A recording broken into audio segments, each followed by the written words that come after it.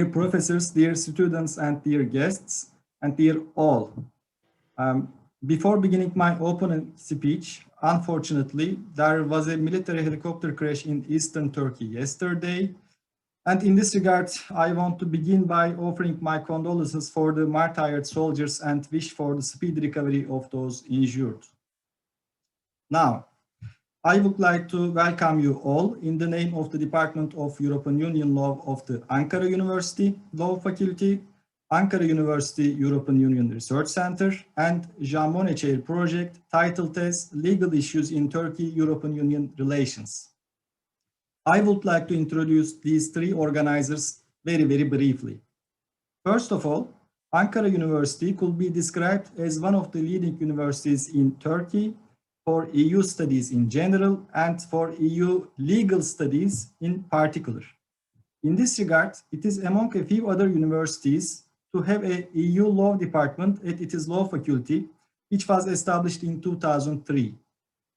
Secondly, Ankara University European Union Research Center was established in 1987, in a year when Turkey applied for European Union membership. Since then, in order to contribute to Turkey's European Union membership process, in the EU Research Center, we have been organizing certificate programs, making research, publishing works, and organizing cultural and scientific events in relation to the European Union. Lastly, within the framework of the activities of Jean Monnet Chair, we have mainly three activities, of course, besides teaching. For students, we organize every year a summer school titled European Union and Turkey-European Union Relations. This is free of charge and with a certificate, and the next one will be in June or July this year. Next, for young researchers and academics dealing with EU studies, we organize each year one-day national conferences titled European Union Law and Legal Dimension of Turkey-EU Relations. The next one will be in May this year. And lastly, for those interested in EU studies in general, we organize, as of today, international conferences titled Legal Issues in Turkey-European Union Relations. Today's conference will have two sessions. The first one, which will be moderated by me, is devoted to modernization of customs union. And the second one, which will be moderated by Professor Sanem BAYKAL, is devoted to migration cooperation. Lastly, there will be closing remarks by delegates from Republic of Turkey, Ministry of Foreign Affairs, Directorate for EU Affairs, and also delegation of European Union to Turkey. In this regard, let me thank to all our panelists and delegates for being a part of this conference. We are very honored to have them with us today. A last note for participants. I think, as you can see from your Zoom screen, this meeting is being recorded. And by joining, we assume that you are giving consent for this meeting to be recorded. So I wish you a pleasant conference and want to continue with our first session, which is on modernization of customs union. Now I change my title as the moderator, and let me give you some information about the sessions. We will follow the order in our poster, and I would like to kindly ask our panelists to have their presentations in 15 minutes in order to have 13 minutes for a questions and answers part. For the participants, you can see under your Zoom screen, there is a Q&A part, and you can put your questions anytime to that area, and we will collect them and try to ask as possible as much of them to our panelists. So now, firstly, I would like to give the floor to Professor Marc BUNGENBERG, who is the director of Europa Institute of Saarland University. And let me note that we are incredibly happy to have him with us today, especially since our two research assistants were visiting researchers at Europa Institute of Saarland University in the past. His paper title is The ISDS Reform, Are Turkey and the EU Moving into the Same Direction? So Professor BUNGENBERG, the floor is yours. So, good morning, everybody, or good afternoon. Thank you so much for the invitation. Very happy to be with you in Ankara today. My first visit, at least this time a virtual one. I was actually supposed to take up a professorship, visiting professorship in Ankara 15 years ago. That would have been my first one. Then things turned out differently and I never got to visit Ankara, but at least this time, this way. And thank you again. I don't want to waste too much of my time. I see my timer is at 14 minutes and 30 seconds now. So my issue is actually, not actually, but it is investment law and trade. So why do I actually discuss this issue of investment law? Let me approach the entire topic from a public international law level. The basis for what we are allowed to do between European Union and Turkey, we find in the WTO agreements. And the WTO agreements for us set the broader framework in which way cooperation can go, economic cooperation. And in the GATT agreement, it is the famous Article 24 that is the starting point for all of this.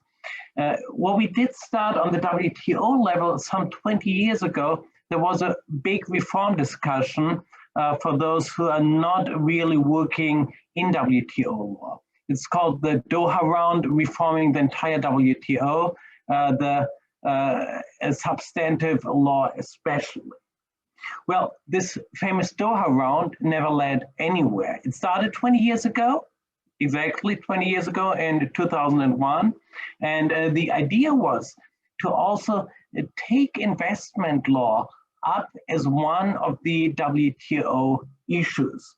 Well, as the so-called reform Doha Round never went anywhere, we also never saw international investment law on the international level. What happened then as of probably 2005, 2006 was that all countries, and this is actually the background for also the next topics, started to negotiate broader free trade agreements, comprehensive free trade agreements. And these comprehensive free trade agreements, if we do take a comparative look around the globe, the Trans-Pacific Partnership, before that, previously already the old NAFTA agreement, then the negotiations that started around 8 years ago with the United States, between the European Union and the United States, they all were supposed or do contain now chapters on investment law. So investment law became an issue of economic agreements, not purely agreements that concentrate only on, well, getting rid of all customs duties, but well, we are far beyond those times, only discussing, as we can see today, just customs duties. So one of the big issues turned out to be international investment law. The European Union prepared for this, and we had a transfer of competences in the European Union from the member states to the European Union level. So today it is the European Union that negotiates international investment law, not anymore the member states, even though Germany, for example, still has some 135 agreements on the protection of foreign investment in force. Those days for Germany are over to conclude new agreements. But it's the European Union, so the shift of competences to the European Union, and so the European Union started to develop its investment policy, a new approach. And my question now is, do the European Union and Turkey follow a similar approach that would make it easy, on the one hand, well, to get to a common approach in the fora where investment law is discussed these days, the reform of investment law, that is the Energy Charter Treaty reform, and it is UNCITRAL ISDS reform, but also maybe in the future in a new bilateral agreement that also contains issues of investment law. These days, we have member states, EU member states agreements on investment protection with Turkey. Well, we will not have a reform of these agreements. We will not see any, a change in these agreements, but we will see probably in the long run a termination of these agreements and a replacement by a European approach. Now the question for these reasons is, well, is it easy to negotiate something like that or is it not? And from my perspective, well, the glass is half full, but not entirely full, because we have common approaches, but we only have some common approaches. And these common approaches, well, they lie on the one hand that Turkey and the European Union more or less agree why a reform of international investment law is necessary. They also agree on substantive issues. But then in the, third section, actually, we need to address, I would say from what I have read, we're not really following the same path. So why is reform necessary? I think here in this issue, on this issue, we have a common approach by Turkey and the European Union, from what I've read. So I've gone through the papers that Turkey has presented to the Energy Charter Treaty reform discussions, also Turkey's papers in regard to the UNCITRAL reform discussion, so the big two forward, and there we see different position papers. So why is it necessary to reform? Well, one issue is coherence of decision-making.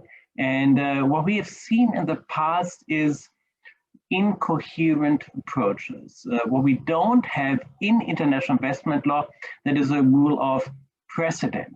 But every arbitral tribunal actually decides its case.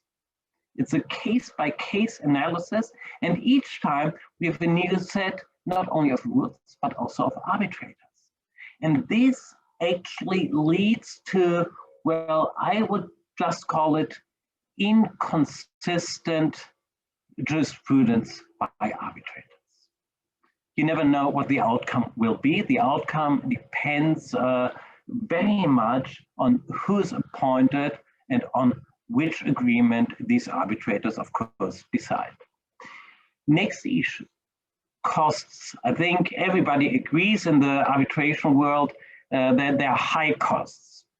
Well, probably we have different approaches if these costs are too high. We from the academic world say they are too high. Probably legal counsel has a different approach to this. They make their money by actually giving counsel to the investors and respondent states. So at least we agree that the high costs per case, an average of 8-9 million euros. Dollars. Turns out to be this. So high costs, then what we call double hatting. So on one day, arbitrators, specialists in investment law act as arbitrators. The next day they act as counsel. So this might also lead not to full independence and neutrality of all people working this business.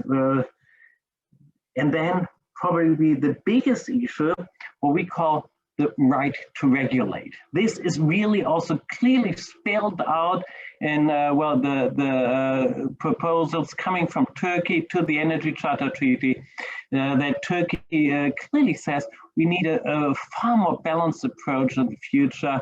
It is not only about the investor, but it is also clearly about the state where the investor goes to, invests his money. He still has to have the right to regulate, as we call it. So actually, the the respondent state in an arbitration should not give up all sovereign rights. And we need to find a more balanced approach here when it comes to, well, the rights, fundamental rights of the investors, and getting this in balance with what the states are still allowed to do to regulate. So these are the big issues. Actually, we could go on. There are other issues, but those are probably the biggest ones. And I think there really is an agreement between the European Union and Turkey in these points. When it comes now to the solution, how do we address these issues? Well, in investment law, we have something that we call substantive rights of investors. You can compare it with fundamental rights, actually. So the fundamental rights of the investors. The new approaches we see in the latest agreements Turkey has concluded. The one I did take a look at is a 2018 agreement between Turkey and Cambodia. And there, well, the language is very close on different issues to what the European Union uses. The investor is clearly defined, and for example, treaty shopping starts to get addressed, the same language we find in recent EU agreements. The approach in regard to investment is a rather limited one. So that only covers more or less foreign direct investments, so-called portfolio investments excluded. Very interestingly, indirect expropriations. There we have a new language that also is kind of similar to the EU approach, and it clearly spells out that normal measures regulating public policy concerns is not to be seen as an indirect expropriation. And this is, again, similar to the European Union approach. So we see clearly different points, similarities between European Union and Turkey. So up to this point, I think it'd be easy to go for a common approach in the future and see an agreement coming. How many more minutes do I have? 3, 4 minutes?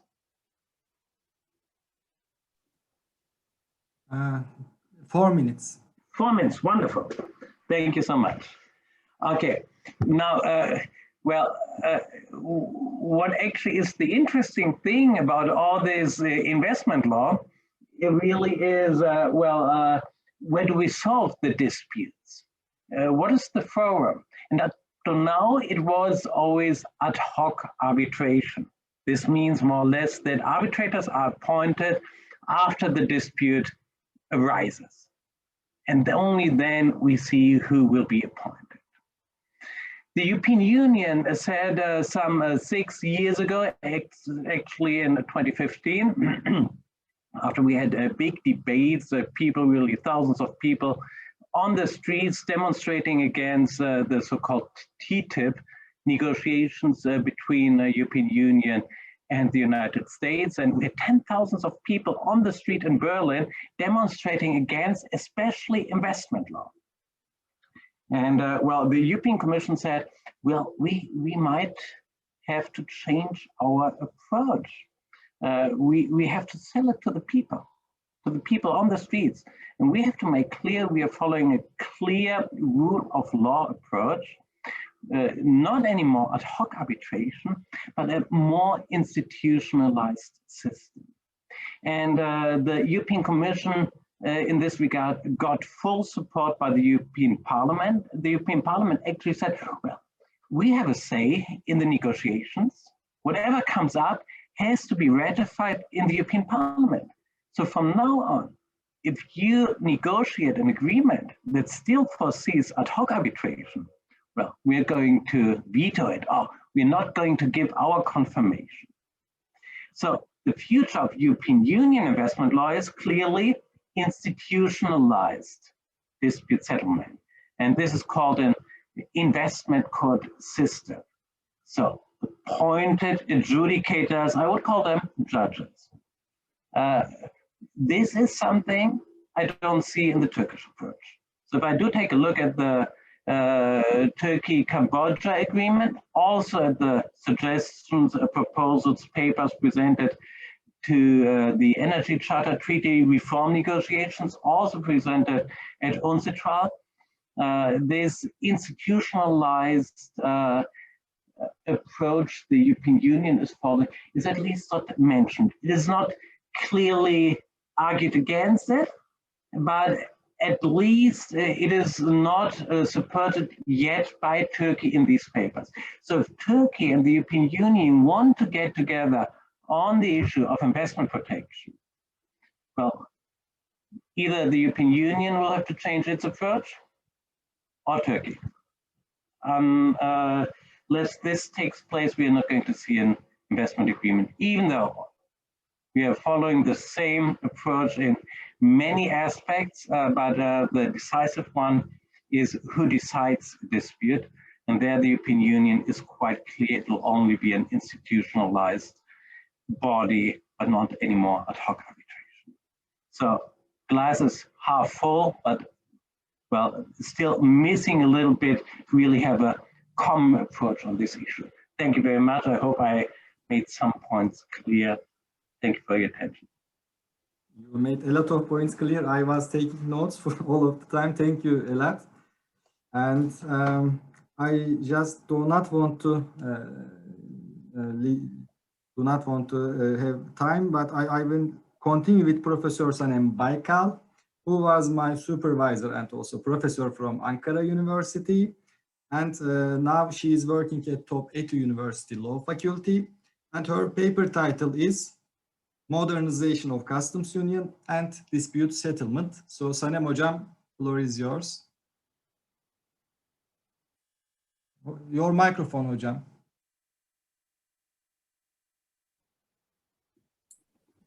Okay, thank you very much, İlke Hocam, and all the participants who are here, as well as the panelists, of course. I'm very happy and honored to be here for İlke Hoca's Monnet Chair International Conference as a participant. So this will be just the first international conference organized by İlke Hoca, I presume, and I'm looking forward to the following ones. Okay, I will try to be as brief as possible, and I would ask İlke Hoca to stop me if I go over the 15 allocated minutes of my time. However, I would just like to make a few points about the upgrading or modernization of the customs union. Yes, the title contains the dispute settlement mechanism, but although I'm working on a paper right now on this subject, a detailed analysis will be provided there, but I would like to just present the basic points that should be taken into consideration when the modernization of the customs union once again a debate in Turkey-EU relations, and what kind of an approach should be taken in order to include a functioning, effective dispute settlement mechanism into the relations. So at the moment, in March 2021, we are discussing some sort of a possibility of a positive agenda in Turkey-European Union relations. But this is not the first time, of course, we are discussing a positive agenda. Exactly 10 years ago, the European Commission had proposed a positive agenda outlook perspective for Turkey-EU relations at that time. It was relatively successful of course, to a certain point, but then the problems overtook. And now we are in the eve of a possible new positive agenda in the relations, and updating or the modernization of the customs union provides a concrete step in preparing the ground for such a positive agenda in the relations amid the stagnation of the accession negotiations and the drastic overhaul of the global economic and political order. This is not only because of COVID. There were already several developments for such upheaval, but now we are seeing certain trends in global economic and political order that might be relevant for Turkey-EU relations as well. So such an update of the customs union would also serve the way for restructuring stability, trust, and a non-binary perspective of interest for the parties that is currently much needed, not only for the relationship, but also for it to be a model for wider context. So the alternatives for such upgrading of the customs union, as far as I'm concerned, regarding the decision-making, consultation, and dispute settlement mechanisms of the current design is a whole package. I really do not believe that you can just take the dispute settlement mechanism and work on it for any kind of transformation on its own, because the negotiating positions of all those institutional matters or the governance issues should be contemplated and shaped by the parties as a total package, because they are very much interrelated in nature. Why would I argue on that? Mainly because functioning, effective working institutional design, decision-making and consultation mechanisms increase participation of Turkey in relevant agencies or committees of the EU would also be instrumental in decreasing the number and, of course, the seriousness of any possible disputes in the relationship. If the parties can agree on several issues and also be able to discuss and consult each other for those developments in their own legal and technical systems, in that sense, it would help any kind of dispute settlement mechanism becoming a real necessity. And in that context, both the consultation and decision-making and the dispute settlement mechanisms should be taken into consideration altogether. This is one basic issue that I would like to underline. Secondly, the methods and tools adopted for the upgrading of the customs union preferred by the parties will also inform the basic shape of such mechanisms, that is the consultation, decision-making, and dispute settlement mechanisms. And we, of course, have the very brief blueprint of this methodology and the content from the Senior Officials Working Group report of May 2015, but it does not contain many details, and in that sense, I think it would have to be very much developed by the parties when on their own, and also when they get together finally to negotiate the upgrading of the customs union. So in that sense, the details and working of the reforms regarding the decision-making, consultation, and dispute settlement mechanisms, that is the governance or institutional setup of the relationship, would be very much affected by what kind of relationship are we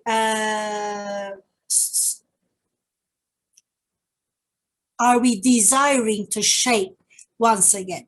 So even in the trade part of the relationship, and the customs union deals with that, whether, for example, such upgrading would include, as Professor has rightly pointed out, the investment disputes or the investment issues, so that a dispute mechanism would be necessary. Whether it would contain services, public procurement, and agriculture, and would they be included in the current trade framework amongst the parties as originating from Ankara Agreement, and as stipulated on the basis of preparing Turkey for prospective membership to the internal market or single market, or rather, will we aim at enhancement and liberalization of trade in such areas, which would require maybe a different institutional setup and different understanding of dispute settlement mechanisms? And in that sense, I think the content of the upgrading of the customs union would be quite relevant in that sense. And we will have to think about this, research on this, and discuss, debate this amongst ourselves and amongst, well, with the EU counterparts as well, I think. So what would be the tools employed by the parties for that purpose? Would it be association council decisions, protocols that would be integral parts of the Ankara Agreement, of course, at the association relationship? Or are we going to make some separate or one single international agreement for trade liberalization? This would also be instrumental in restructuring the institutional framework and dispute settlement mechanism.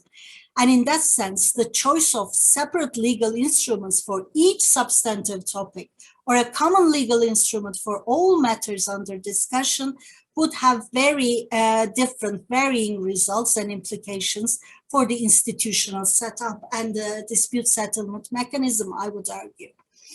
İlke hocam, do I still have 5 minutes? Hopefully. Yes, hocam. Yes, hocam. Okay, thank you. So another issue would be that the basic objective of the relations, would it affect what kind of trade relationship, bilateral trade framework we are aiming at modernizing or enhancing?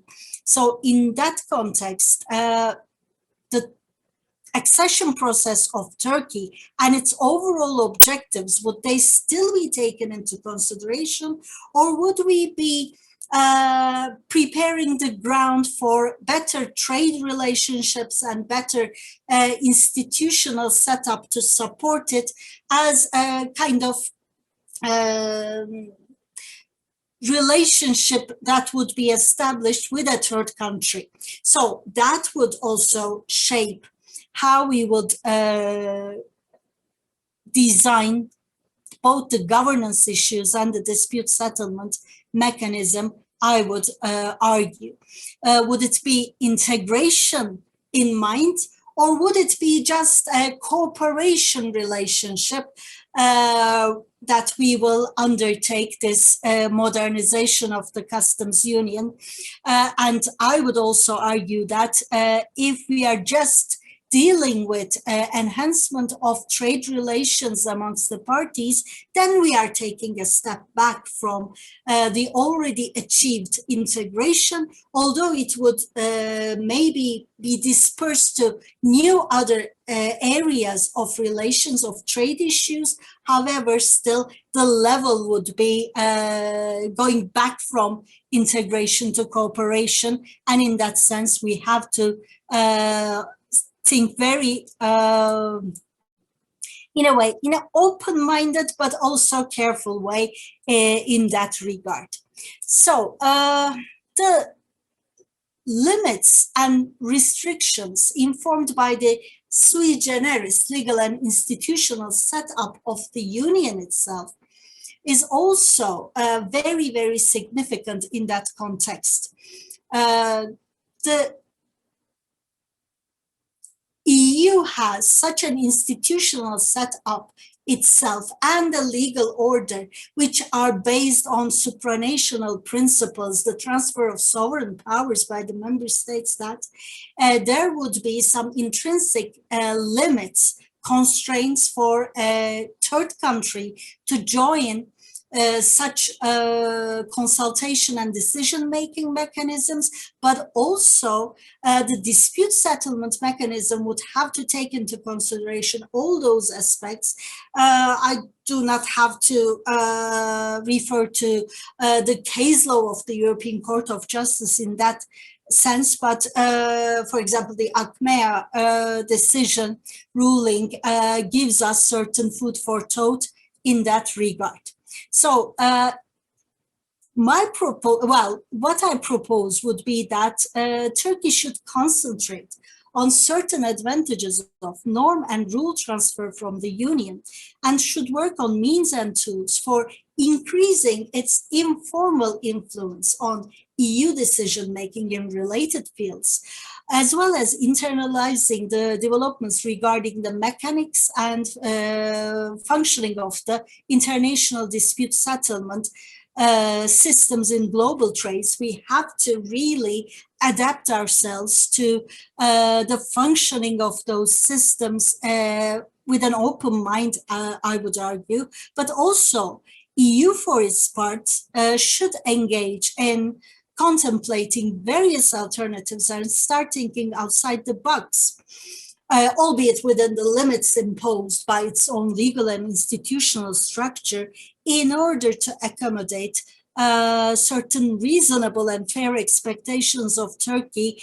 in those matters, I would argue. So, yet maybe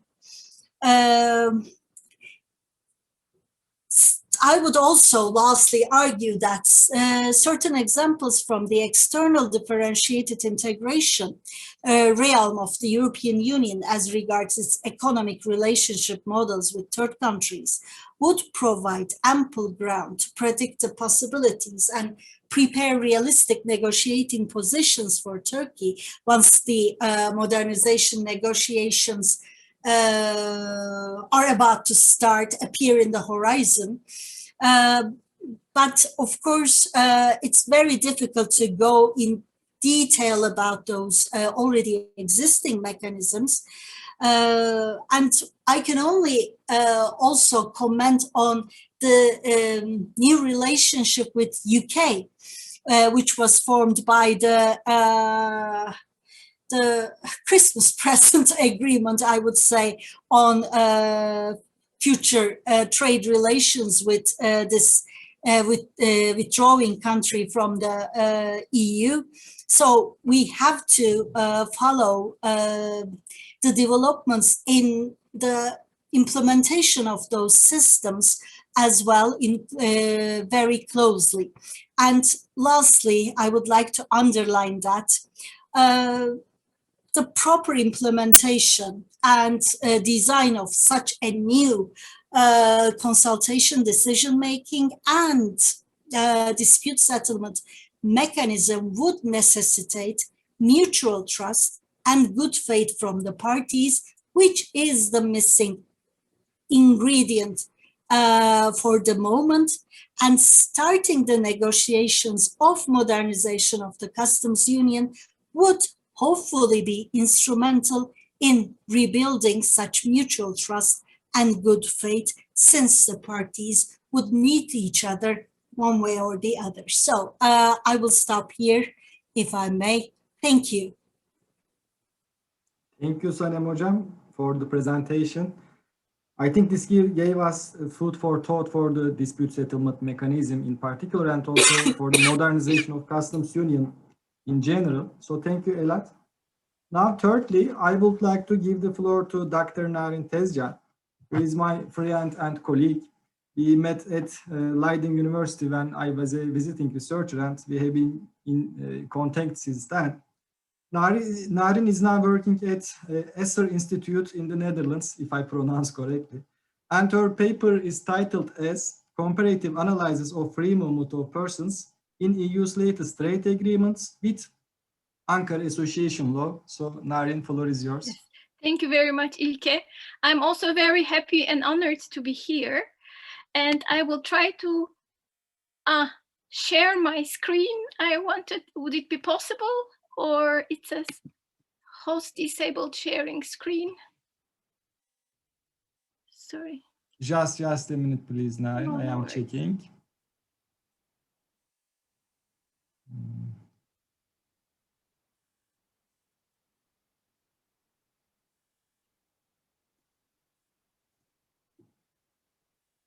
You become the co-host. I think this will give you the ability to share your screen, but in the meantime, I will check how to do it. Yes, I see. I am Okay. able to. I think Okay. you can see now, right? Perfect. Okay. So indeed, thank you very much again. So what I will be doing is in this presentation, I will try to look at how the free movement of persons provisions in different agreements, that is both free trade agreements and association agreements of the EU with third countries, evolved over time. And for that purpose, I'm taking the latest and most advanced two agreements, the association agreement with Ukraine and the EU and Japan economic partnership, and I will compare those with the EU-Turkey association agreement. And if the time allows, which I doubt, or in the part for questions, I might also answer questions on the EU-UK trade and cooperation agreement. And I should emphasize that I'm really looking only at the free movement of natural persons when individuals actually move borders. I will be looking at free movement of workers, the self-employed, which is covered under establishment in EU law, and free movement of service providers and service recipients. So, sorry, I need to look here. Yes. When we look at the EU-Ukraine Association Agreement, we know that it was identified as one of the most novel instruments which provides for the partial and gradual integration of Ukraine into the EU's internal market. Well, it does that without providing a membership perspective, as we know. And at the time, the Council President Van Rompuy called this as the most advanced agreement of its kind ever negotiated with the EU. However, when it comes to free movement of persons provisions, we see that there are no market access provisions for free movement of persons. Article 18 provides for the preservation and possible improvement of existing bilateral agreements with different member states and encourages other states to sign similar agreements. However, it doesn't go beyond that. And there is also a non-discrimination provision, Article 17, for workers who are already legally on the territory of the member states. As far as freedom of establishment for the self-employed is concerned, we see that this agreement explicitly excludes the free movement of the self-employed. When we look at the free movement of services, market access through cross-border supply of services, we see that those are only limited to sectors where specific market access commitments are made. And I should also add that this access concerning the most ambitious sectors where the EU wants to go the furthest is conditional. And that conditionality is linked to legislative approximation, which is quite strict.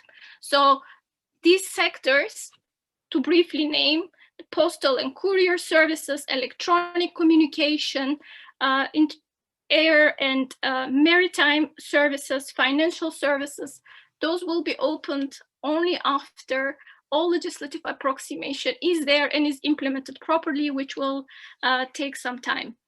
However, that is not the case for other service sectors I will mention in a minute.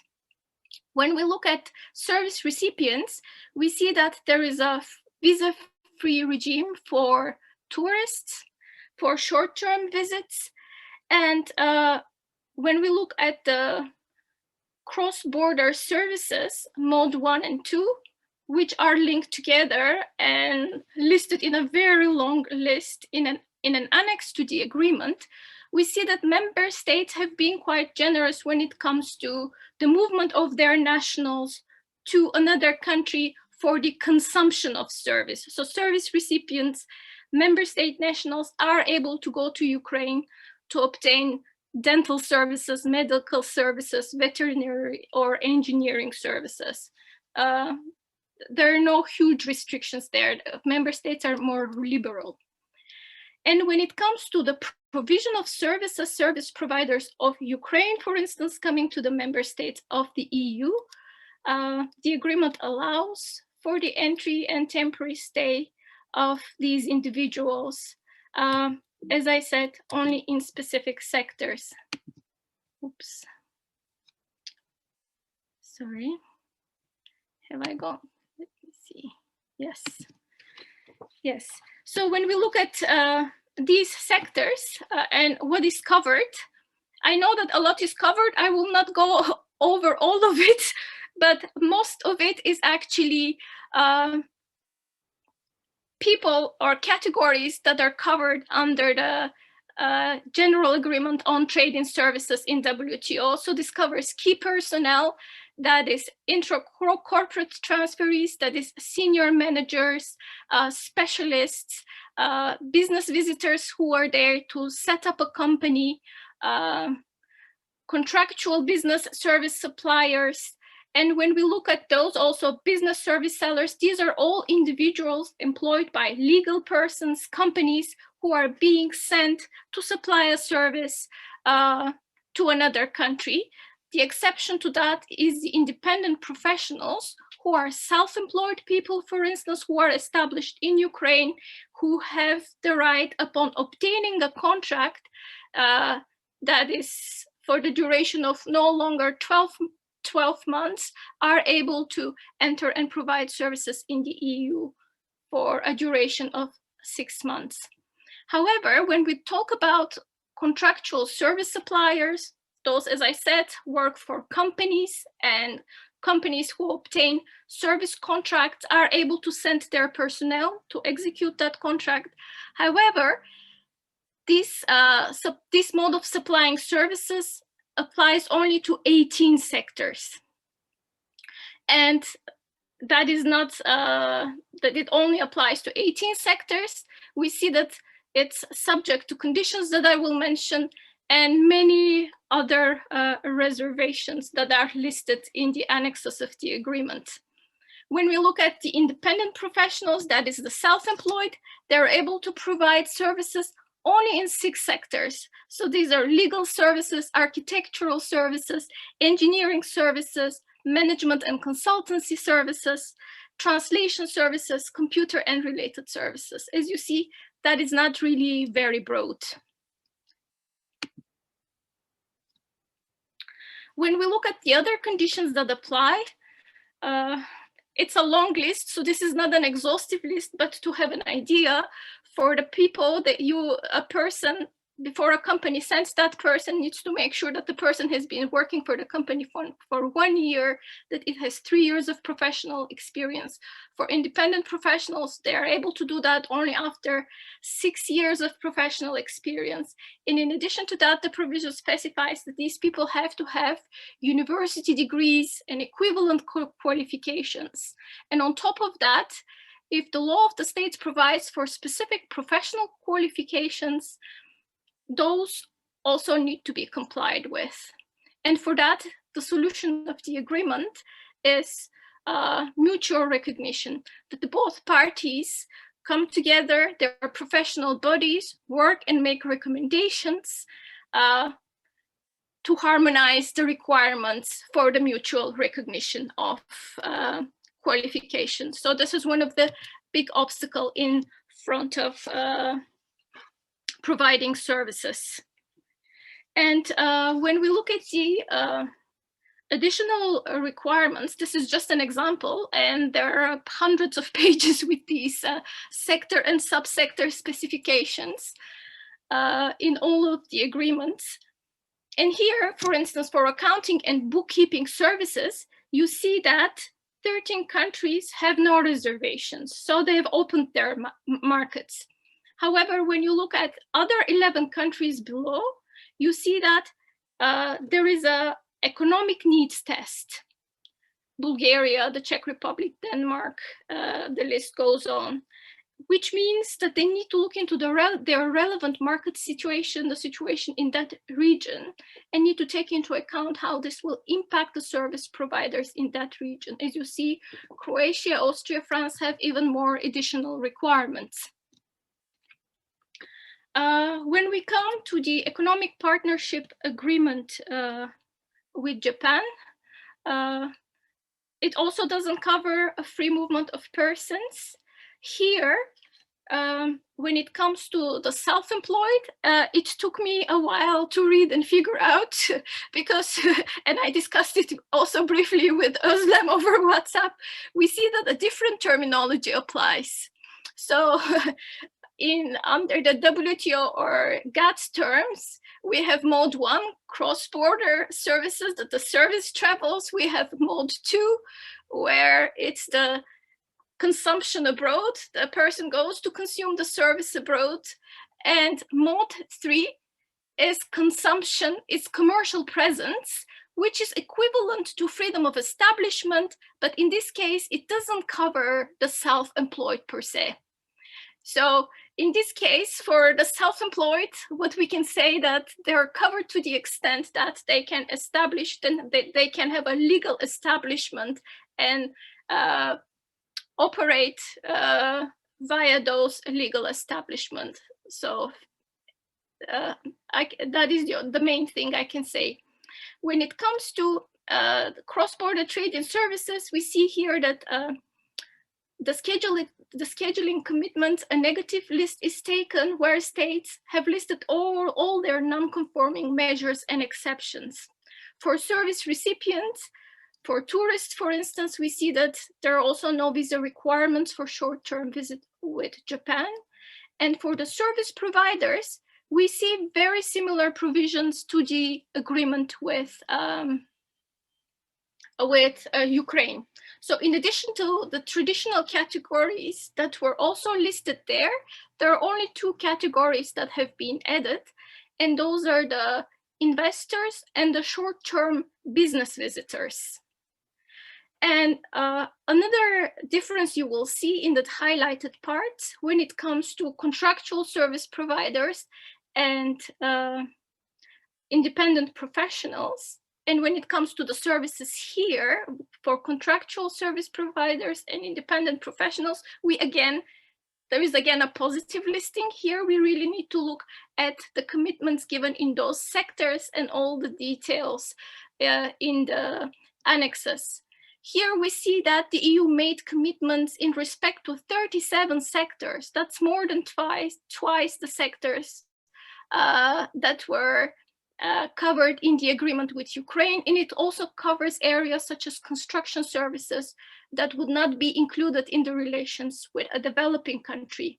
With respect to independent professionals, again, we see 17 sectors are covered, and it's not only that the sectors are wider, but we see that Japanese service suppliers have twice the amount of time to enter and stay in the EU. Ukrainian nationals were allowed only for 6 months, and here we see that it's possible for 12 months, plus they're also allowed to take their family members with them. Other than that, regarding degrees, professional qualifications, etc., whatever we said for the agreement with Ukraine applies here too. So they need to check each country unless there is one general mutual recognition agreement. I will skip this one for the questions. But what I can say is that for the agreement with the trade and cooperation agreement of the UK really mirrors regarding free movement of persons, mirrors the agreement with Japan to a great extent.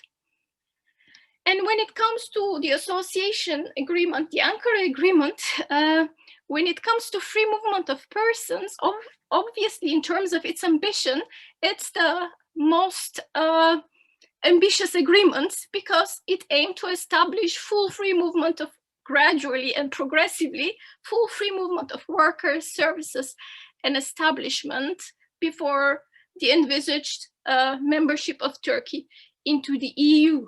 So in terms of its ambition, it's really very broad. And indeed, the fact that those ambitions have not been fulfilled have to do with the economic and above all, the political realities of the last decade and not any particular kind of shortcoming on the part of the agreement itself. Well, there are no market access rights, as we know, but standstill provisions apply. And the standstill provisions apply regarding free movement of workers, services, as well as establishment. I think the audience is quite familiar with the case law around this area, so I will not go into details of it.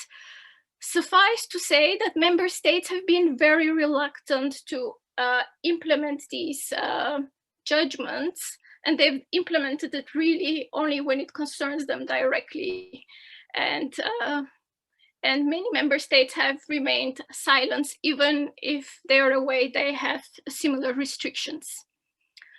For the rights of workers, we have the two decisions of the Association Council, which give rights only to Turkish workers that are already on the territory of a member state. And another note that I wanted to make is that actually, when it comes to intra-corporate transferees, the highly skilled, there is also a directive on the researchers, training and students, that these apply to all third country nationals, which means they also apply to Turkish nationals. The reason why they included in the agreement with third countries, of course, is that because the EU wants also the other partner to reciprocate and give the same part of access and conditions for free movement of workers. And I'm a bit over time, I guess, but I'm concluding. My apologies.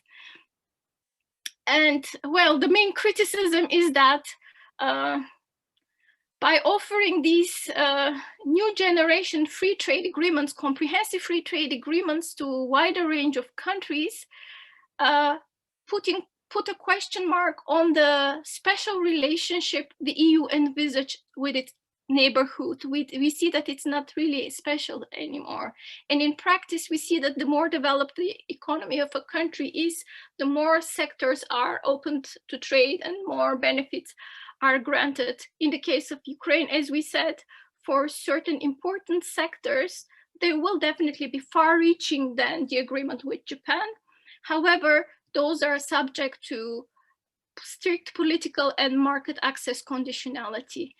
And when it comes to a new arrangement of Turkey, it can be indeed done in many different ways, as Professor BAYKAL said. So we need to think about what the overall objective is. In that sense, the options are really limitless. The important question in this, what is the objective? And in principle, there is nothing that prevents the Association Council to adopt a decision when it comes to temporary movement of free movement of temporary free movement of service providers. So if the political will would be there would be no obstacle in front of arranging that with an Association Council decision. Thank you very much. Thank you, Narin Hocam, for this very technical presentation. And I would like to give the floor lastly to Dr. Özlem ŞEKER, who is my colleague at the Department of EU Law at Ankara University Law Faculty. and her paper is titled as Right of Establishment and Cross-Border Trade in Services within the context of the EU's next generation trade agreements. So Özlem, you can take the floor. Thank you, Hocam. I will share also my presentation with you today too.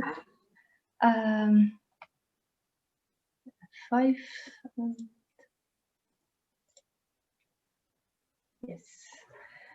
Just one moment, please. Okay. Well, good afternoon to Turkish Times. Before I start, I would like to say I'm very honored to be here among these very distinguished scholars. And today I will talk about the rest of the traded services for legal persons. So I will try to complete the Narin Hoca's presentation from this side. And I will talk about establishment and cross-border trading services within EU's new trade agreements for legal persons. Liberalization of trade and services beyond GATS is one of the priorities of EU's common commercial policy lately. And it's also discussed in the modernization of customs union to make a new regulation on trade and services between the parties. And when regulating trade and services with EU as one party, there are mainly two models available. First is the GATS agreement of the World Trade Organization, which sets the minimum level of liberalization among the members and also brings the basic principles for the trade and services in this area. And the second model is a regional model under GATS agreement, EU internal market, which is based on the establishment and the provision of services. And GATS also brings the basic rules for this regional agreement, as in GATT, the economic integration agreement, as it calls in the agreement.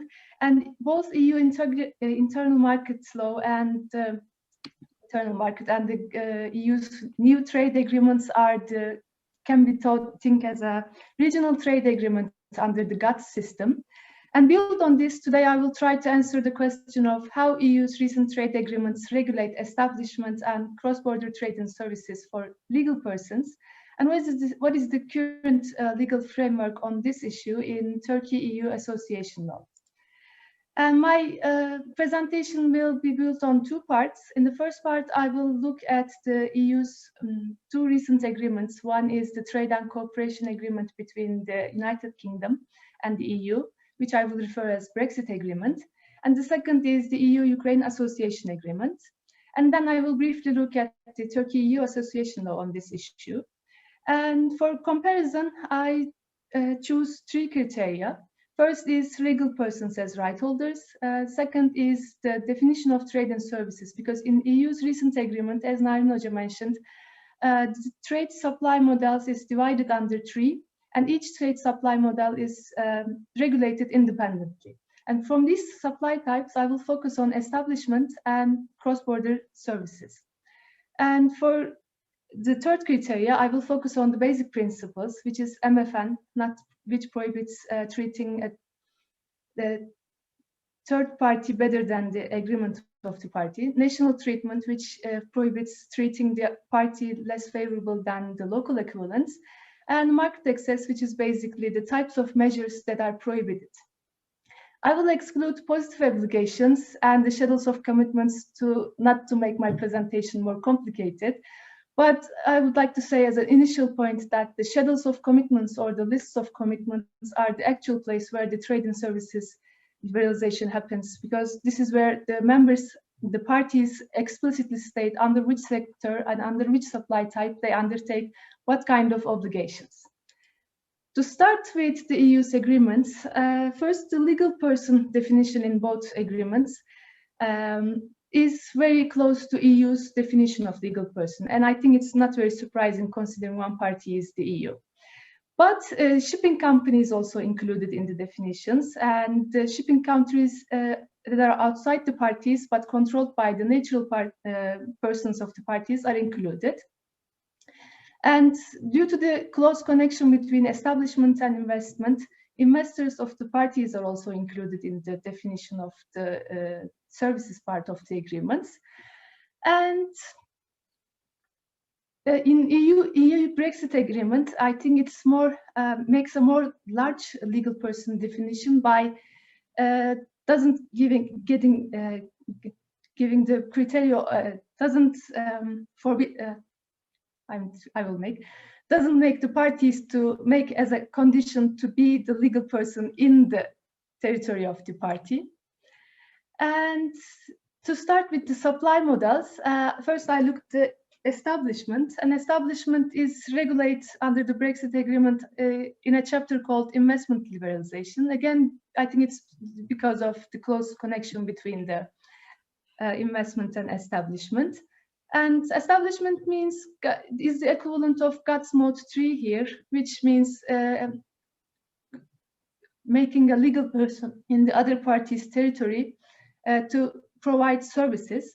But here the definitions doesn't include the aim of supplying services. And in Brexit agreement, it makes a more larger aim for the legal persons and emphasize only the economic links, creating and maintaining lasting economic links.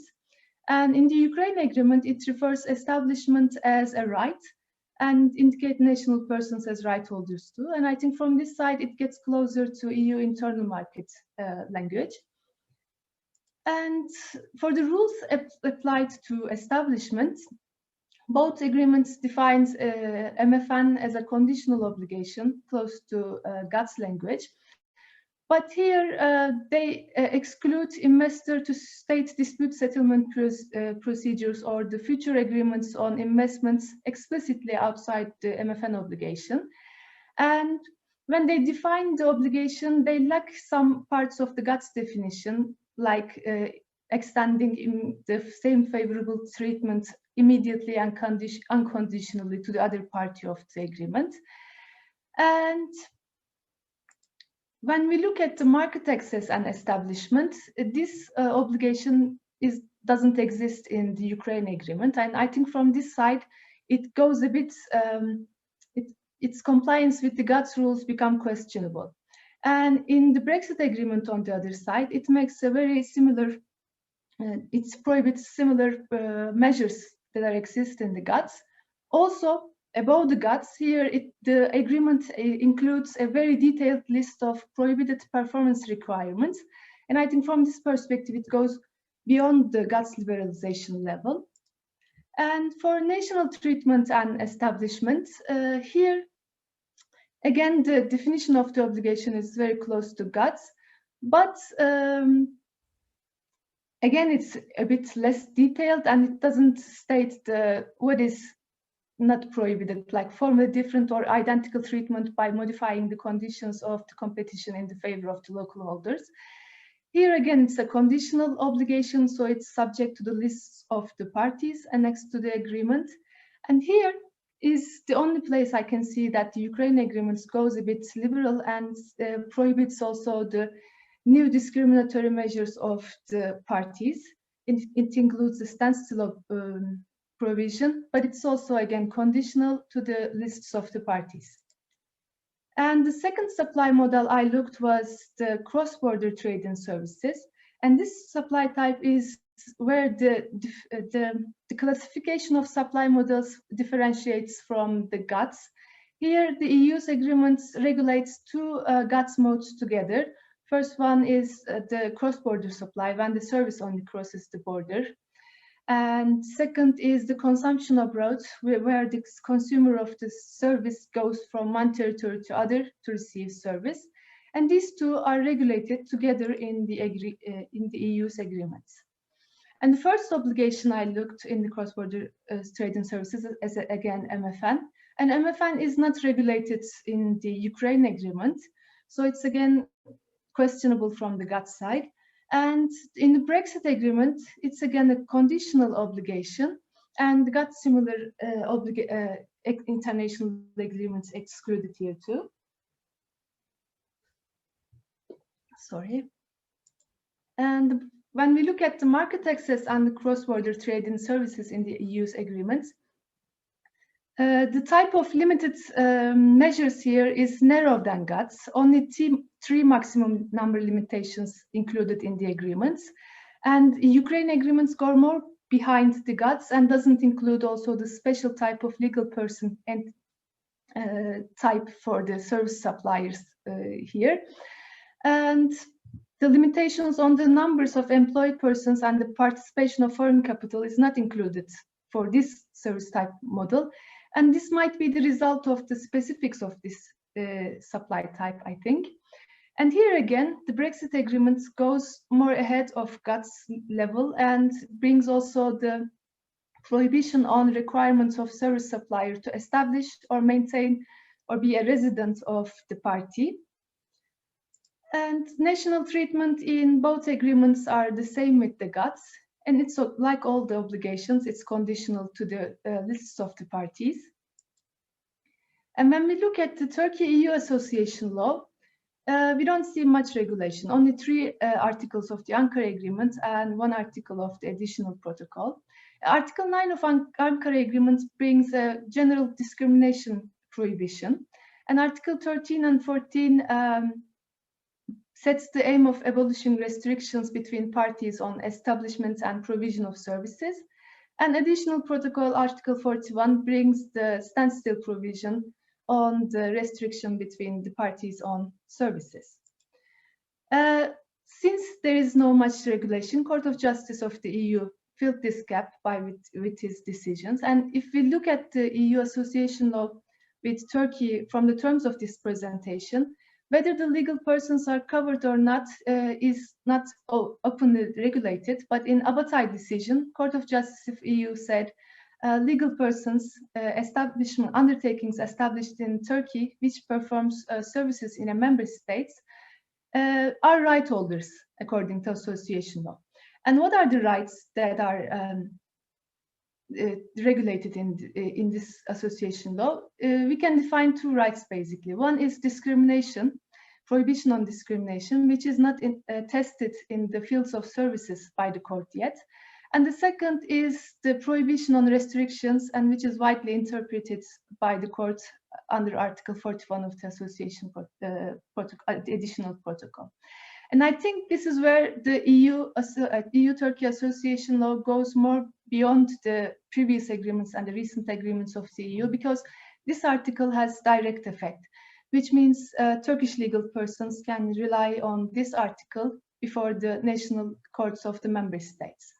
But these rights are always interpreted as the same with the EU internal market freedoms. No, there are 5 limits to that. And the first one is treating Turkish legal persons favorable than EU legal persons. And second is the parties' measures against disturbances. And third is the purpose and the context of the agreement from Ankara Agreement, which can be seen purely economic compared to the founding treaties sometimes. And last 2 are from EU internal market, which are abuse of rights and justification of restrictions. So to sum up, when we look at the agreements that I try to summarize today, the EU's recent trade agreements on trade and services generally adopted the GATS model. Only the classification of services changed, and the definitions seems to be widened, and the level of liberalization seemed to be higher in the Brexit agreement and seemed to be a bit questionable in the Ukrainian agreement. And definition of obligations tend to be simplified and omit some parts of the GATS definitions. And sometimes the obligation is completely omitted, like in the Ukraine agreement. And the definition of exceptions seems to be more detailed. And especially the establishment part of the agreements can be seen more complicated and hard to understand, because they also include the establishment and investors and entrepreneurs, operations, which are not included in the GATS agreement. And Turkey and EU association law, on the other hand, can be defined as an uncompleted EU internal market extension or an EFTA model. The law only has the guidance rules, which direct to the founding treaties of the EU, but it doesn't regulate the issue explicitly or detailed as the previous agreements, and it's developed mostly through the decisions of the court. And if within the modernization of customs union, parties agree to make a new regulation on the trade and services, I think basically there are two models available. First is the association law, which seems to have the legal tools available in the Ankara agreement and following the agreements and protocols. And the second is making a trade agreement on the issue. And if the parties agree on this, I think what is expected won't be much different than the Brexit agreement or the Ukrainian association agreement. So it depends on the bargain at that time, I think. So I hope it's not very technical. So thank you very much for your interest. Thank you, Özlem Hocam. Also, you are in time and with wonderful charts.